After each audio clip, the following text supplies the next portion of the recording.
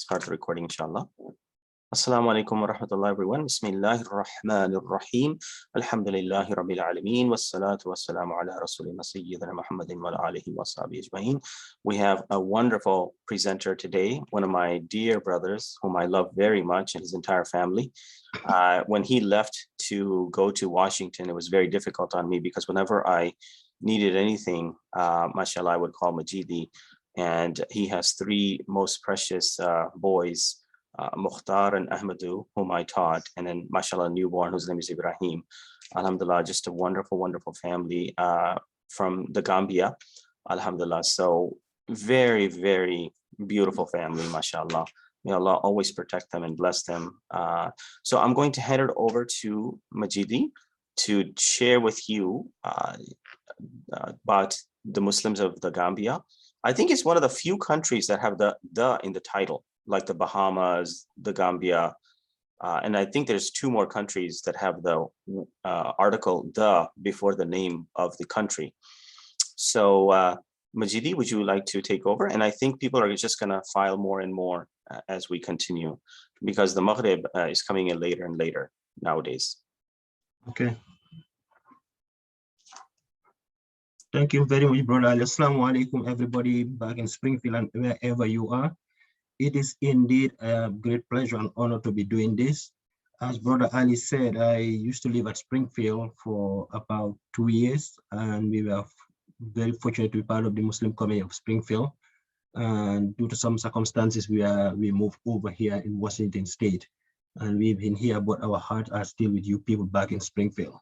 We love you, and we really cherish the time we spend with you guys. As Brother Ali said, I'm from the Gambia. So what I'm doing today is I'm going to give a brief overview of Gambia, because it's a very small country, very tiny. Not many people know about Gambia. So I'm just going to give you about Gambia, then I'll give you my story.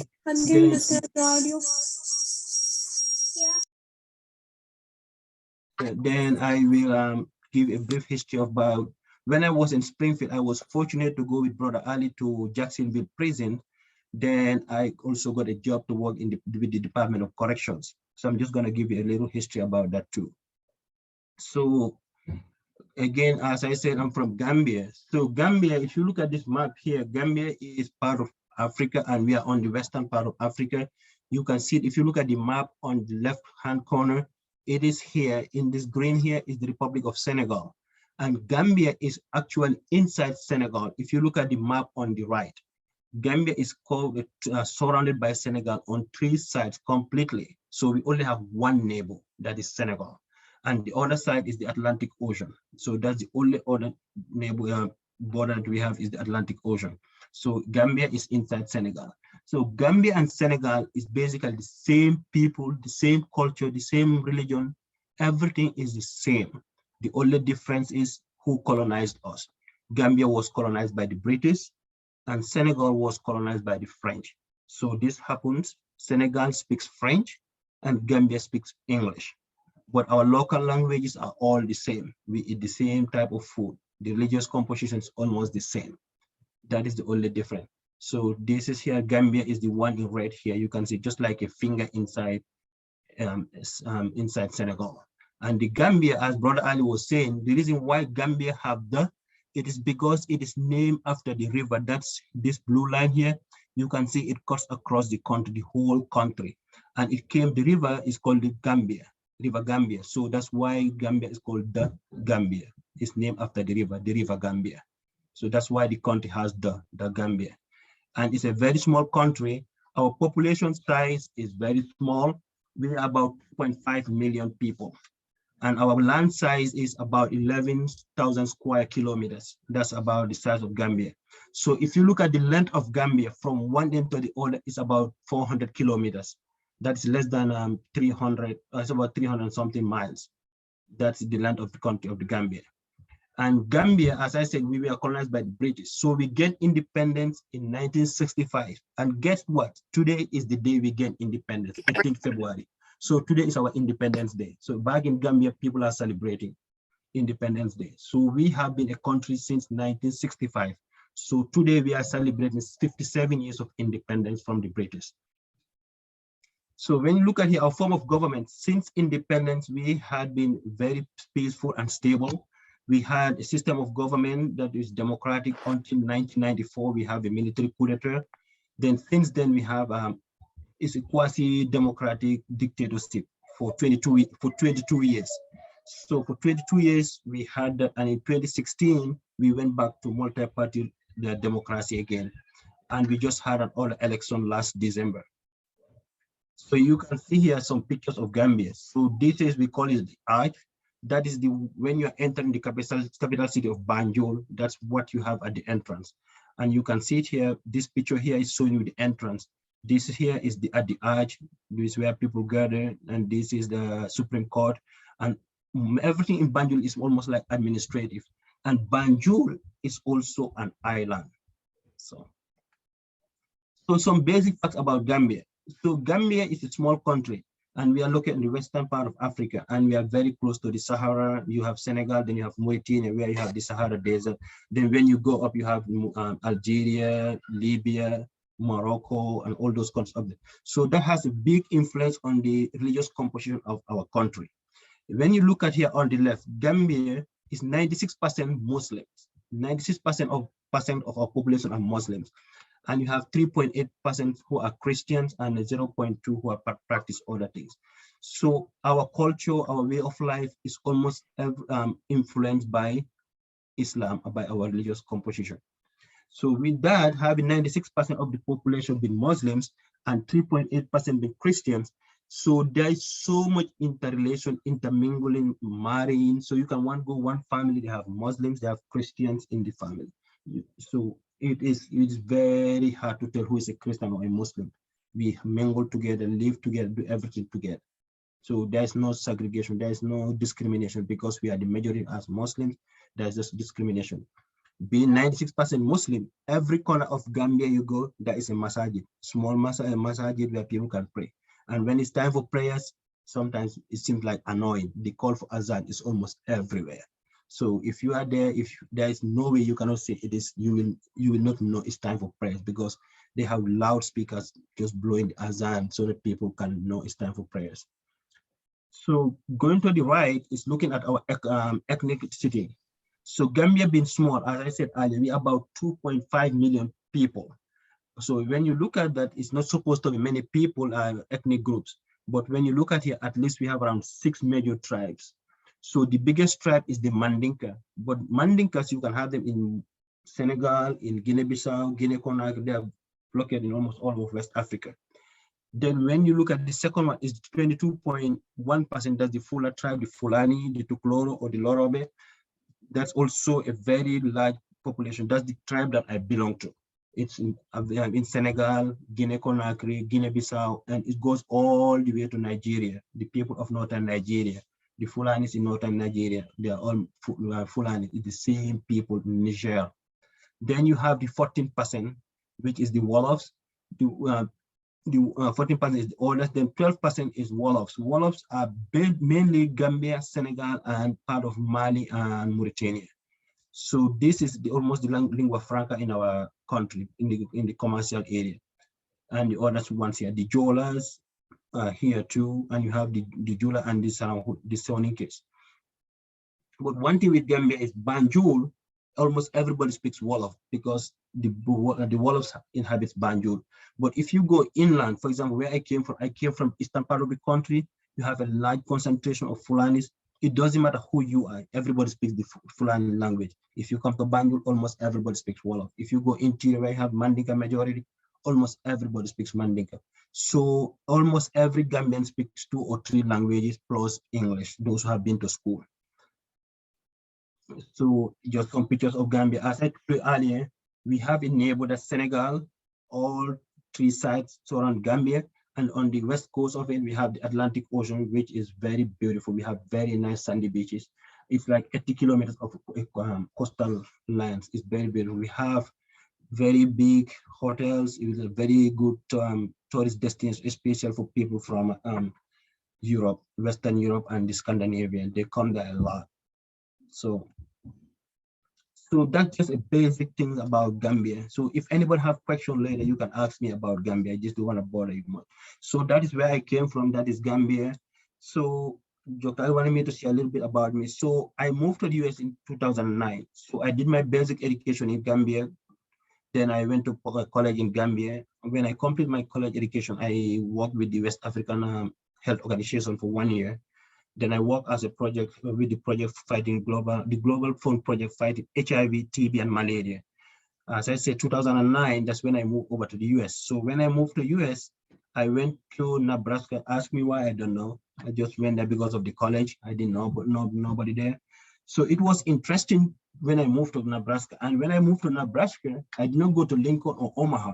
I was at Scottsbluff, one of the smallest towns in Nebraska. It's about 25,000 people. The only Muslims you have there are the doctors who were working in the hospital. We didn't have a place to pray. We didn't have a place to do anything. So it was like starting everything fresh. So we were fortunate that we were able to mobilize. We formed an MSA at the college. Then the college gave us a room. We were able to start prayers there. We started doing Juma. We started praying Eid at the college. Until the time we left, we still had that room at the college allocated to the students to be able to pray. So when I moved there, we were only about 4 Muslim students. By the time I left, we were around 40. So we had a good population by that time. So I was there from 2009 until 2018. That's when I left Nebraska. So when I graduated in 2012 in nursing, I started working. Then I continued studying. I got my BSN in 2017, that's bachelor's in nursing. Then in 2018, I enrolled at UIS. So that is the reason why I moved to Springfield, because I got enrolled to UIS. And the reason why I moved, I did not do everything online, is because I got a scholarship with the Gypsy program, where I had opportunity to have an internship with the state of Illinois. So that's why I moved with my family. And it was a very good move, because it was a place where we have, since we moved to the US, where we have a large concentration of Muslims, where we feel like we belong. And it was a deliberate move to my wife and I. We chose it because, one, we wanted our kids to be around other Muslims. We wanted them to also grow around a community that they don't feel that like they were lonely, because where we used to live, there was no minorities like Blacks or Hispanic. It was like less than 1% of the population. Everybody was Caucasian. So that was a deliberate move. So when we were looking at a place that at least we said has a masjid or a Muslim community, a good Muslim community, and also it's a diverse community. So that's why we chose Springfield. It was a deliberate decision which we never regretted. So my work experience in the US is working in nursing, the nursing field all the time. I worked at a critical access hospital, that is the emergency room and med surg. So when I moved at Illinois, I was working at Memorial when I started. Then with time, I got the chance to work at the correctional facility, that is the Graham Correctional Facility located at Hillsborough, which is about 1 hour from Springfield. I also work at long-term care, that is the nursing home settings. So the reason why I started working at the correctional facility is thanks to Brother Ali and the Muslim community of Springfield, because they have a program that once in a while they go to the prisons to pray Juma with the brothers, so that they have, at least they feel like people from outside also care about them. That was how I was introduced to the prison. That was the first time I went into a prison. Alhamdulillah, it was a good experience, and I will never forget that. I have always been sharing that story, how it had so much an impact in my life. And again, I still want to go back and work in the prison, because you are just making a difference in the life of those people. So that's how I started. So after I went to that facility with Brother Ali, I immediately applied for a position to work in the prison. Alhamdulillah, I was fortunate to be selected to work there, because it's a state job, so it's a long process. I was lucky. So Graham, I worked at Graham for 18 months. Graham is built in the 80s. It was initially intended for 750 inmates, but at this time it is housing about 1,900 inmates, 1,900 inmates. It's overpopulated. So just a little statistics here. According to a report by Muslim advocates, which was published in 2009, Muslims account for 9% of state prisons, although our share of Muslims of the general US population is just 1%. It's just 1%. So just look at that. We account for 9% of all people in prison, but we are only 1% share of the population. That means there's a large number of Muslims in state prisons as well as some federal prisons. So the reason why I bring this up is saying that we as Muslims should also have a part to play so that we engage our brothers in prison. And we know that 90% of Muslims in prison are African Americans who converted to Islam while in prison. So the dawah is very important in the prison. So the things that Dr. Ali and others are doing in Springfield is really, really having an impact because it encourages other people. So looking at the prison population, so I just have a snapshot of some of the states, and I was just trying to show you where we are as a state in Illinois. This was by 2018. Our population of prisoners in all prisons in Illinois was over 62,000, almost 63,000. And the Muslim population accounts for 8.5% of that. So that's about 5,377 prisoners in Illinois were Muslims. So that's a large number of Muslims there. So this is very important because these people are there. Some of them went to prison, they were non-Muslims and they converted to Islam. So it's important that we know these people need our support so that we can give them books, so that we can support them with prayer rugs, so we can give them some kufi so that they can wear, because these are things that make them so proud. When you give them a kufi or when you see them wear their kufis just to go and pray, or they have a prayer rug, or just have the beads to be able to do the zikr, they feel so happy. Or sending them Qurans or sending them Islamic books. So these are things that we, the people who are fortunate to be outside, can share with these people to support them in their deed. Because in the prison, they don't have the support very much. So we outside, groups outside, should be able to try to help these people. So these are staggering numbers if you look at how many Muslims are in these prisons. So if you look at, for example, in Arkansas, 11.4% of the population are Muslims. And if you look at DC alone, it's 23% of the population, prison population are Muslim, 23.6. So these are large numbers that are these our brothers. So I had this slide here. This is looking at the incarceration rates in the US. This is in hundreds of thousands. In every 100,000 people persons in the US, 666 people are in prison. For our state in Illinois, the state of Illinois, that is 497. So look at Illinois in that picture and look at other countries. We are ahead of United Kingdom, which is 129. Portugal is 111. Canada is 109, 104. Iceland, they have 33. So if our state of Illinois was compared to other countries in the world, major developing countries, we are far ahead of them. For every 100,000 people, 497 people in Illinois are in prison. So this is a staggering number. So this is important that we look at this as Muslims, we look at our justice system, where we can participate, where we can help. So I went down and looked at a report by the Illinois Department of Corrections. So in Illinois here, it says the population as of January 2001 to 2021, I'm sorry, was 28,700. It came down at the peak of when it was 49,000 in 2013. So our fiscal year, the budget for the fiscal year 2022, for this number of people, 28,700 is $1.54 billion. That's what this state of Illinois is allocating to the Department of Correction for prisoners, $1.5 billion. Imagine how much this money could have, impact this money could have been able to do when it was invested in other social programs. If we look at the system, instead of trying to focus more on criminal justice, like incarcerating people, participate in other causes. So this is just for the adults. When you look at the juvenile system, it says as of February 2021, we have 136 juveniles in custody and 419 in aftercare supervision. So for that budget alone, for this year, they were asking for $109 million to be able to take care of those people.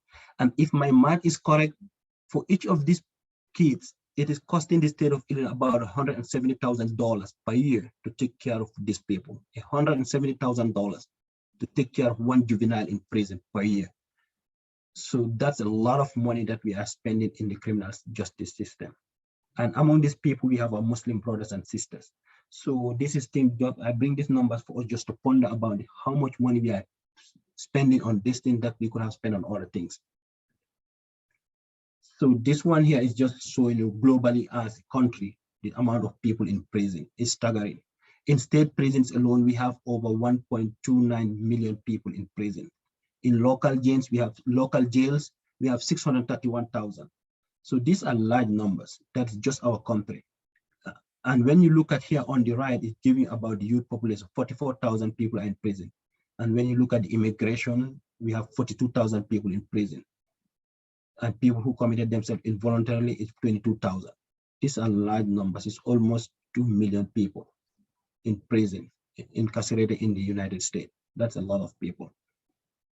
And again, that's a lot of our brothers and sisters in there. Some facts about criminal justice in Illinois again. So our state prisons in Illinois, we have 41,000 in the state prison. Local jails has 23,000. The federal system has 9,000 in Illinois. And how many people are in Illinois criminal justice?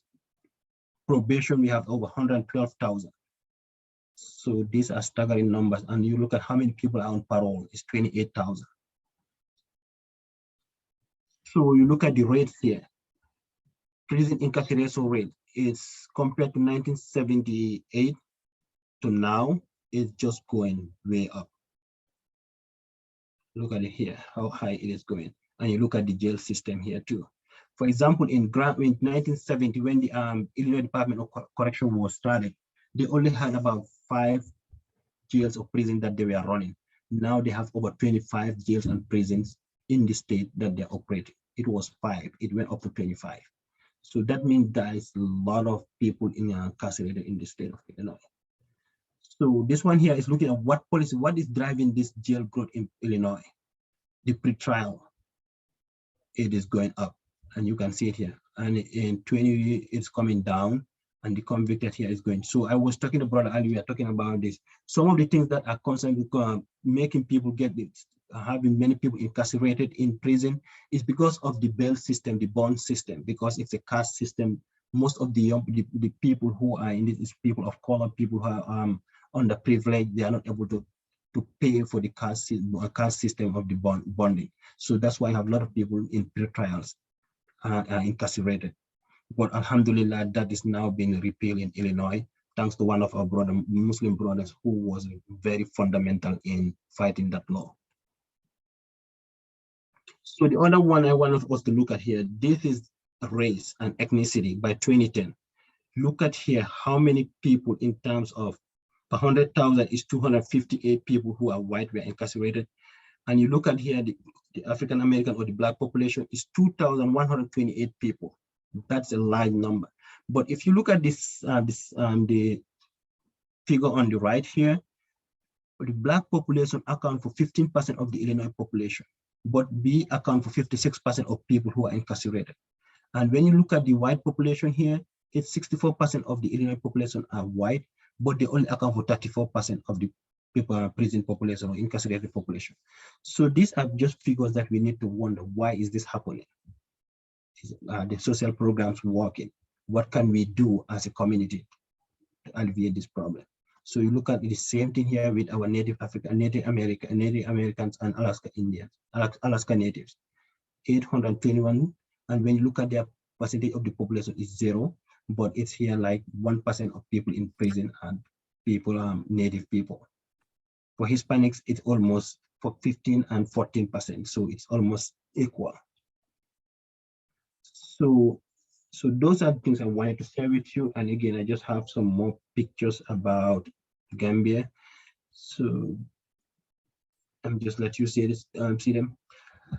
So when I worked at the Illinois prison at Hillsborough, I was there for 18 months.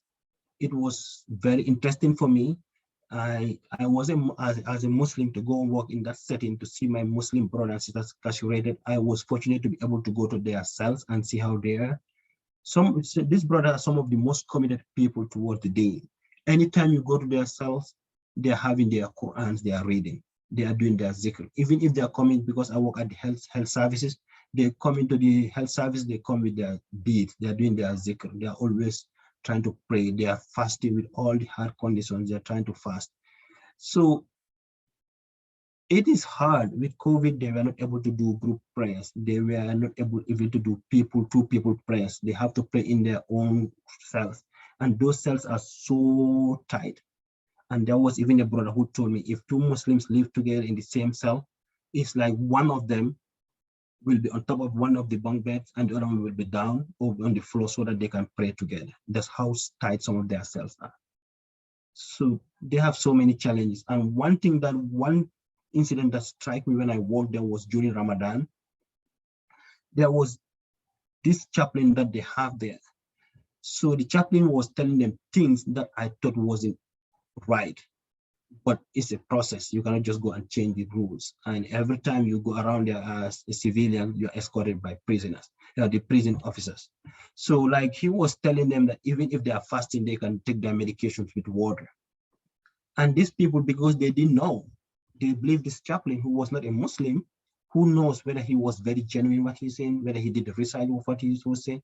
He was making these people will fasting all day, and it will just maybe 30 minutes before they break their fast. He will make them take their medications with water. These people have been fasting for hours all day.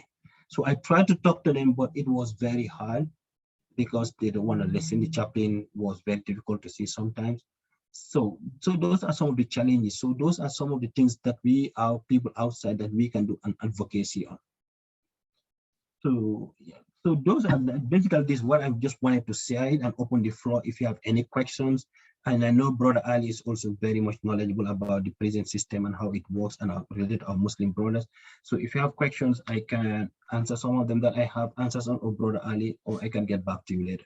No, of course. So, yeah, and there are these pictures here. Just when I was in Gambia, I just came back last Saturday, and Brother Ali said, let me share some pictures like this with my family. I went with one of my sons. We went to visit other people. That's my niece. She was celebrating Commonwealth Day. And here I'm with my mom. And this one here is just a cooperation between Gambia and Turkey, that Turkey is supporting Gambia to get electricity. So they send us a boat like that's anchored at these ocean that giving Gambians electricity.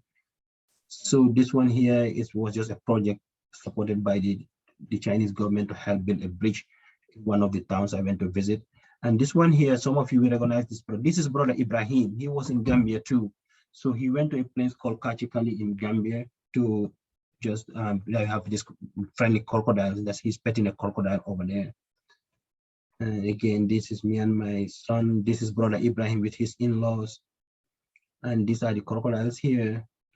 And there's one other picture I wanted to share with you guys here. That is, so this one here, these are UNESCO cultural heritage sites.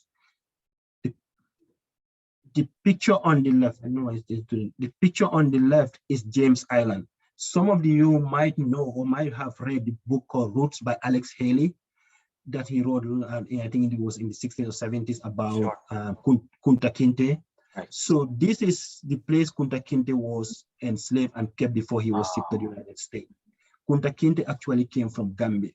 And it's also good to know Gambia was one of the point of exportation for the slaves, the last point before they exported. So it is said that about 3 million people were exported from Gambia or shipped out of Gambia during the the time of slavery, during the Atlantic slave trade. So this is still there. It's almost all eroded and it's now a UNESCO cultural heritage site. They are trying to preserve it.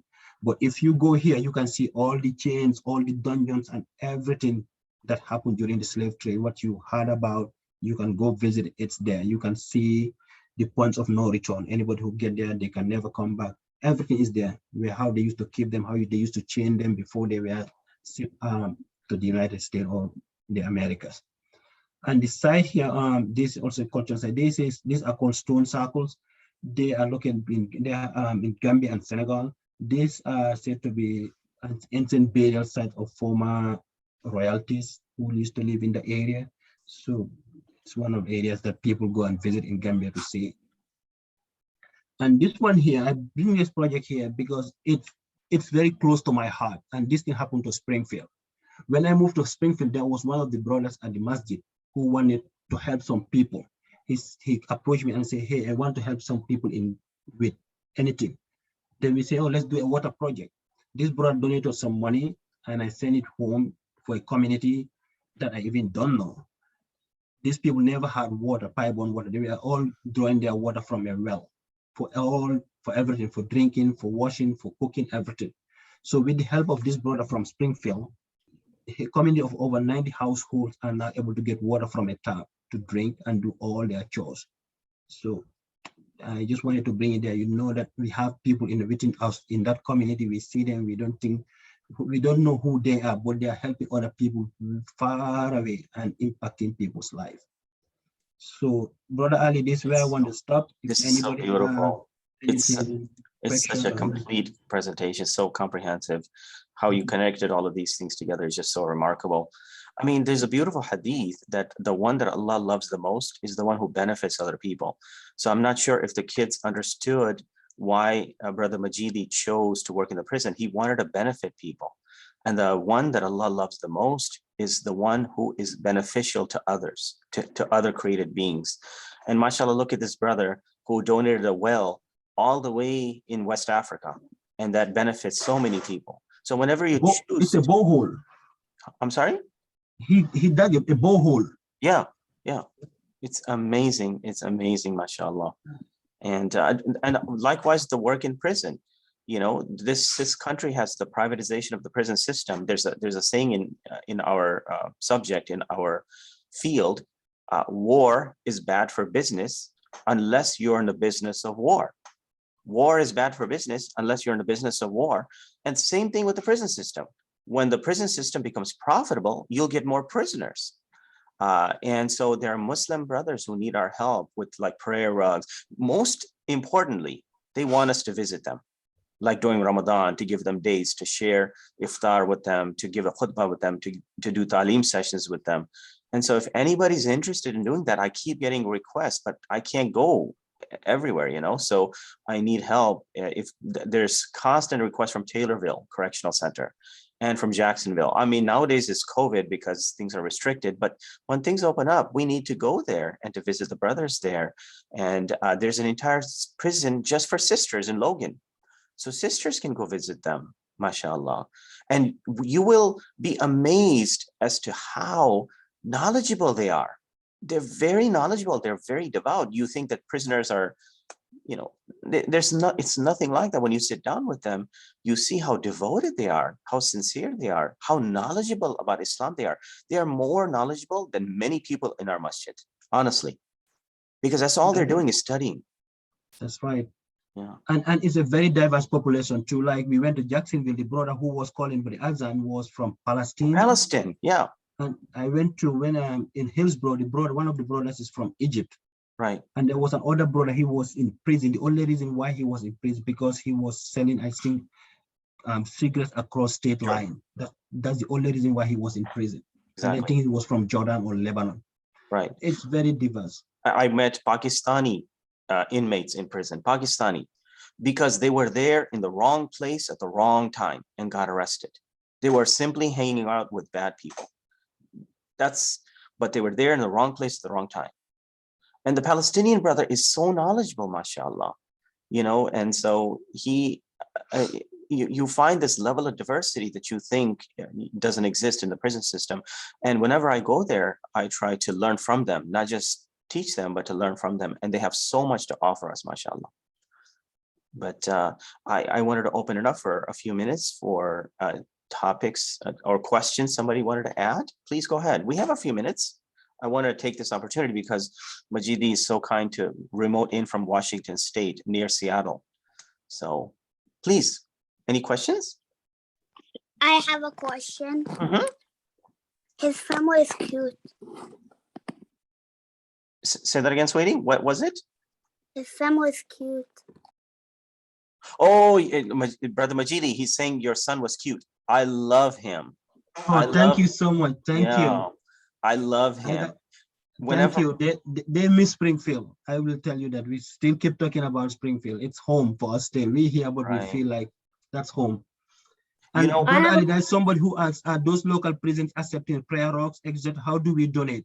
Sure. I think if you want to donate, just link with Brother Ali. He can help. Right. And I have a question. but I need somebody to take me to there. You know, you can't just donate. I need you to come with me. I need those who drive to come with me so we can donate it together. I can't drive. If I could drive, alhamdulillah, I'll be able to go I much have more. questions. Okay, I sweetie, have go ahead. Go ahead. Stop. One at a time. One at a time. Okay, go ahead. Go ahead. Hey, mom is river and is the she's saying his mom is cute. Oh, thank you. Thank Her name you. is Sister Fatima too. Fatima too is her name. By the way, I was wondering, I had a question for you before we get to the other questions. Why in African culture do you put the U at the end, like Ahmadu, Fatimatu, Ruqayyatu? Is there a reason for that? I think it's just cultural because Okay.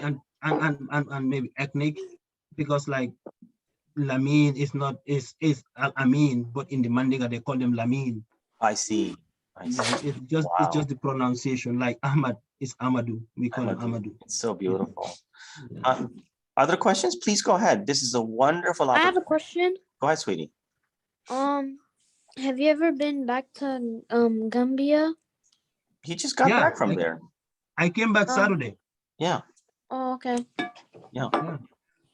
Right. Those pictures that you saw was from his most recent trip.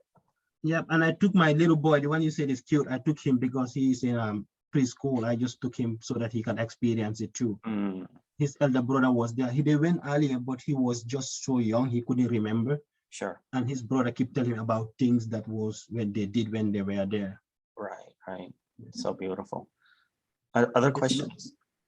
I have one. Yes, sweetie. So, like the people that would go to prison as like in another religion or maybe didn't have any and then became a Muslim. Was there like what was like their reason for that? Subhanallah. Good question. The reason why they embrace Islam. Yep. So people go to prison. Some of these people are so young when they go to prison, and they were not ever guided to the right path. They have nobody to talk to them. And we have some very good brothers in prison who are just doing dawah. They see these people who are vulnerable and tell them and try to educate them and show them the way and show them if you follow the Islam is the right path and it will prevent you from going back to what you were in the street. So that's what's appealing to these people. They don't want to go back to the society and end up going back to prison again. And one way to do that is following Islam, because if you follow the footsteps of Islam, it's very unlikely for you to fall in those traps. So those are some of the things that entice people to go into the religion. And the more they read, the more they see that Islam is the truth. It's like they are able to connect with it. And Brother Ali can add to that too. Yes, the discipline that mashallah we have. You see Muslim brothers getting up at 5 o'clock in the morning to pray together. So the cultivation of discipline, mashallah, is one of the reasons that they give. But also, they also realize that their ancestors were Muslims. So Brother Majidi mentioned Kunta Kinte. Alex Haley is the one who wrote the book, the autobiography of Malcolm X. And from that book, Roots, that he mentioned, and I'm so happy he showed that photo of the point of no return, because once the slaves were taken to the point of no return, there was no return. They had to be slaves. And so it's a site that people go to visit, that very, very tragic spot, really tragic spot of what happened to slaves. But Kunta Kinte was a Muslim. Kunta Kinte was actually a Muslim. And if you look at the scene, which I will send to you as part of a link, the slave master would whip him and say, "Your name is Toby." And he said, "No, my name is Kunta Kinte." And he would whip him and whip him and whip him. "Say that your name is Toby, Toby." And he said, "No, my name is Kunta Kinte." And he whipped and whipped and whipped. Finally, he said, okay, my name is Toby. My name is Toby. Remember, we talked last week about how names were changed. Their culture, their tradition, their religion was changed forcefully by the slave master. So people realize that their roots are Islamic roots. Okay. And just adding to Brother Ali, Brother Ibrahim gave me the permission to say it. He said he is one of those people whose great-grandparents were brought into this country. And his name, they gave him a different name, but when he embraced Islam, he changed his name to his Muslim name. Right. He reverted back to his Islamic name. His name is now Ibrahim Abdullah. Right. You know. Right. So exactly. And I gave the example of somebody whose name was Ibn Sulaiman. His slave master changed Ibn to Ben and Sulaiman to Sullivan. So Ibn Sulaiman became Ben Sullivan. So that's why I shared those photos with you last week, alhamdulillah, of the transatlantic slave trade.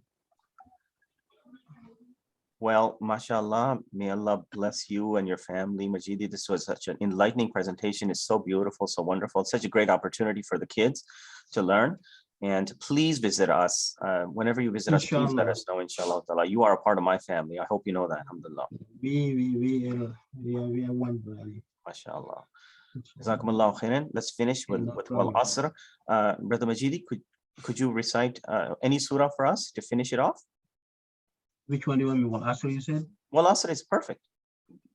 أعوذ بالله من الشيطان الرجيم بسم الله الرحمن الرحيم والعصر إن الإنسان لفي خسر إلا الذين آمنوا وعملوا الصالحات وتواصوا بالحق وتواصوا بالصبر.